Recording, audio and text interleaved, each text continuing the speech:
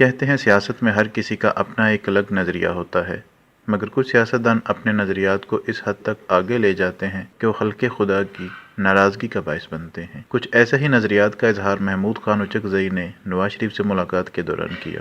جو آئین کی پاسداری کرے گا، سیاست میں مداخلت مخالفکار نہیں ہوگا، مجھے مروائی ہے، میرے لیے جان دینے والا ہے، ویلکم سر، زندہ باد، سلوٹ۔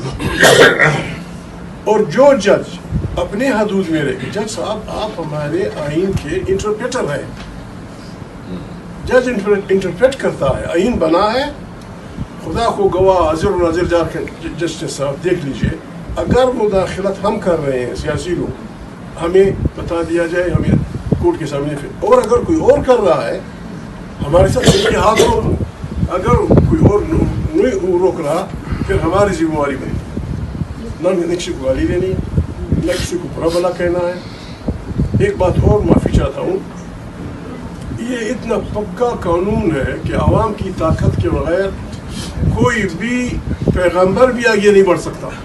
جہاں سپریم کورٹ کے نواز شریف کے متعلق فیصلے کو اچکزئی صاحب نے غلط قرار دیا، وہیں نبیوں کی ہستی کو عوام کا مرہون منت قرار دے دیا۔ تاریخ اس بات کی گواہ ہے کہ نبیوں کو دین خدا کی تبلیغ کے لیے ہر دور میں بت پرست اور جاہل عوام کی جانب سے شدید مزاحمت کا سامنا کرنا پڑا۔ اللہ کی مدد سے ہر نبی نے نہ صرف دین عوام سے منوایا بلکہ عوام کی ناجائز خواہشات کے برعکس لوگوں کو تقوی اور پرہیزگاری کی تعلیم دی۔ عالم حسن، آن دیسی ٹی وی، ڈنگا۔ آپ دیکھ رہے ہیں آن دیسی ٹی وی، آپ کا اپنا چینل۔